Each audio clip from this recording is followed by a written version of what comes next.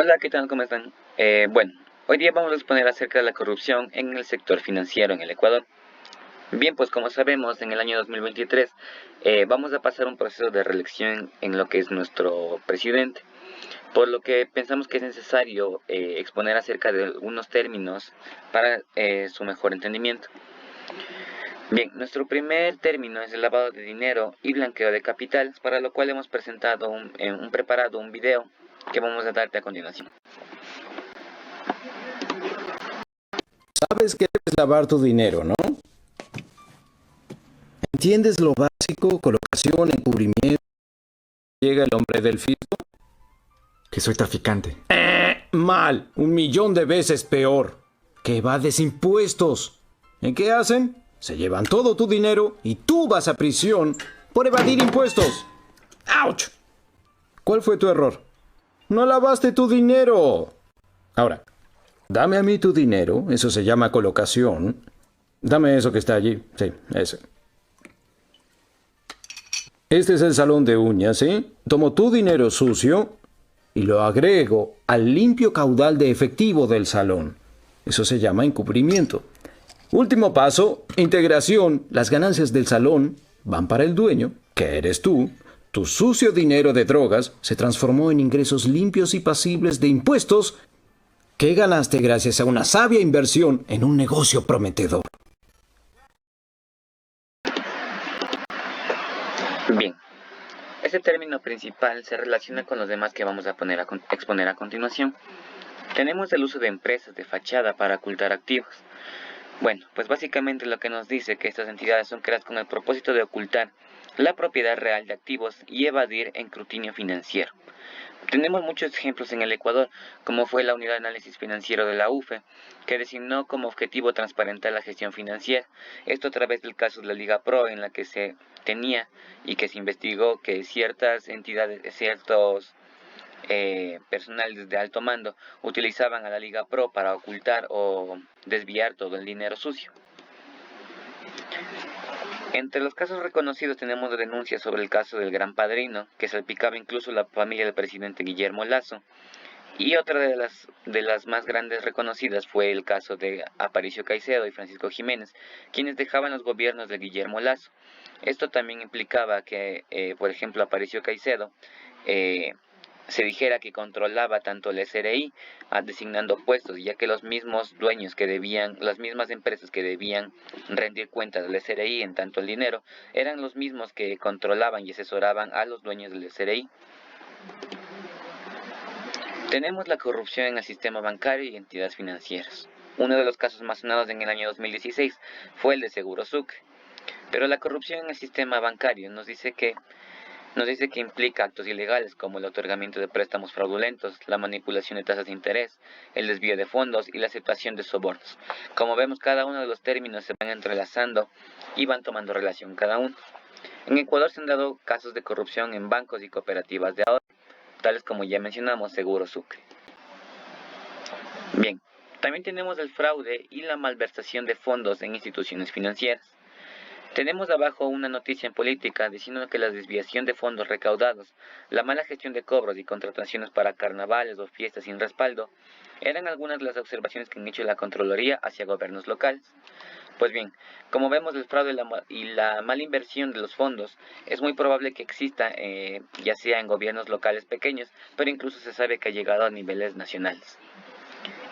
Este tiene como la apropiación indebida de activos, la manipulación de estados financieros y desviación de recursos. Bien, aquí tenemos actualmente unos cuadros que se fueron obtenidos de un documento que desarrolló el presidente Guillermo Lasso para la identificación de causas y efectos del problema de la corrupción. Para el problema número 5 tenemos el gasto público responsable, que es lo que acabamos de exponer. Tenemos los principales efectos, tanto económicos como institucionales, y las causas, tanto institucionales como económicas. Pues bien, lo que más nos interesa es la solución que propone el presidente Guillermo Lasso, que básicamente garantiza la transparencia y eficiencia y la calidad del gasto público. Pero podemos notar que los únicos términos que hacen alusión a esto para la solución son verbos como incentivar o fomentar, aunque básicamente esto en opinión nuestra no son soluciones son soluciones que no van a tener los resultados esperados, ya que básicamente es incentivar o fomentar no presenta alguna solución concreta. Bien, el siguiente tema que tenemos es soborno a funcionarios para obtener beneficios financieros. A lo que nos referimos a beneficios financieros, explícitamente estamos diciendo a dinero, pero también tenemos, al acceder a estos sobornos, también podemos caer a la evasión de impuestos, a funcionarios corruptos, liberación de presos, aceptación de sobornos y asignación de cargos públicos. El gobierno de Guillermo Lasso ha sido también un ejemplo continuo sobre la mala administración, como tenemos a jueces, como ya vimos que jueces liberan tanto presos, los sobornos que ya expusimos anteriormente. Así que es bueno saber también algunos ejemplos. Tenemos también a partidos, tenemos que los ecuatorianos dicen que los partidos, asambleístas y jueces son actualmente los más corruptos, especialmente en este gobierno. Además, un ejemplo conciso es el pago de Odebrecht de 33.5 millones en sobornos a funcionarios de gobierno, según el Departamento de Justicia de los Estados Unidos. Como ya dijimos, en Ecuador se han dado casos en los que empresarios han sobornado a funcionarios para obtener contratos y beneficios económicos y a la final no tener ningún resultado. Esto implicando a los tres últimos gobiernos de nuestro país. Tenemos también el uso de paraísos fiscales para ocultar ingresos ilícitos. Primero tenemos que saber qué es un paraíso fiscal. Bien, el uso de paraísos fiscales se refiere a la práctica de enviar dinero o activos hacia otros países o territorios que ofrecen beneficios fiscales, especiales y protección de secretos financieros. Tenemos que decir que actualmente no todos los países se consideran paraísos fiscales, pero hay algunos que también están en ese limbo de ser sí o no. Uno de los países más conocidos que tenemos y en los cuales se destaca mucho esto es Panamá.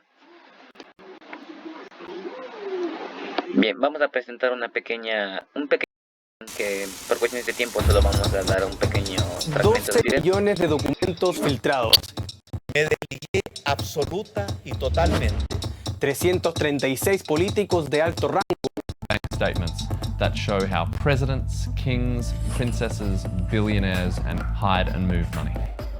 14 jefes y ex jefes de Estado latinoamericanos involucrados. No tengo ninguna vinculación que ninguna empresa en ningún paraíso fiscal. Es la filtración más grande de los últimos años, donde podría haber información de evasión de impuestos y lavado de dinero. Bautizada como Papeles de Pandora, reveló indignantes revelaciones de los llamados papeles de Pandora. Pero, ¿son las empresas offshore ilegales? ¿Qué consecuencias?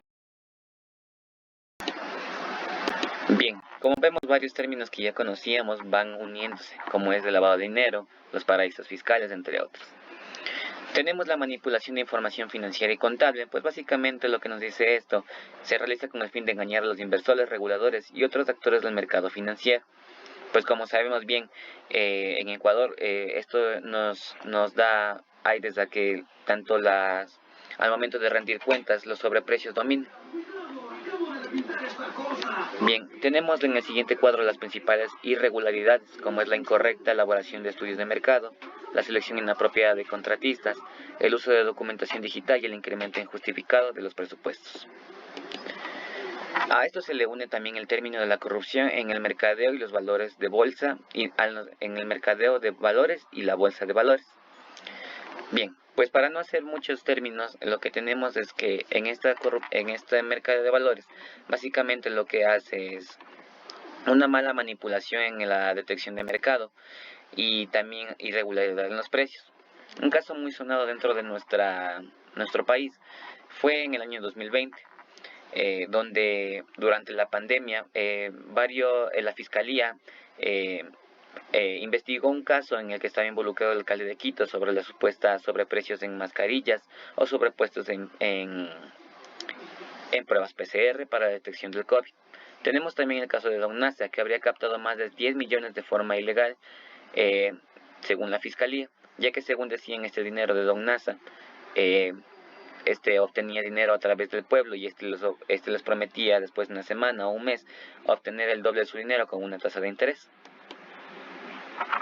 Bien, también tenemos la falta de regulación y la supervisión adecuada en el sector financiero en Ecuador.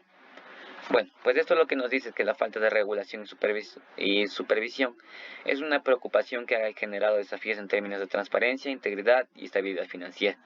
Actualmente las personas ya no se sienten confiadas ni en la asamblea, ni en los partidos políticos, ni siquiera en el mismo presidente, ni siquiera incluso en las entidades públicas como es el IES, el SDI, incluso la policía y los bomberos. ¿Cuál es nuestra conclusión? La conclusión es que decimos que la corrupción en el sector financiero del Ecuador es un problema que socava la estabilidad económica y la confianza en instituciones financieras. Es fundamental que los próximos gobiernos y entidades reguladoras trabajen en conjunto para combatir la corrupción y fortalecer la transparencia en el sector financiero. Como hemos visto, todo se acopla, incluso desde el lavado de dinero, pasando a paraísos fiscales e incluso llegando al lavado de activos. Espero que esta información les haya gustado. Esto es todo por hoy, me despido.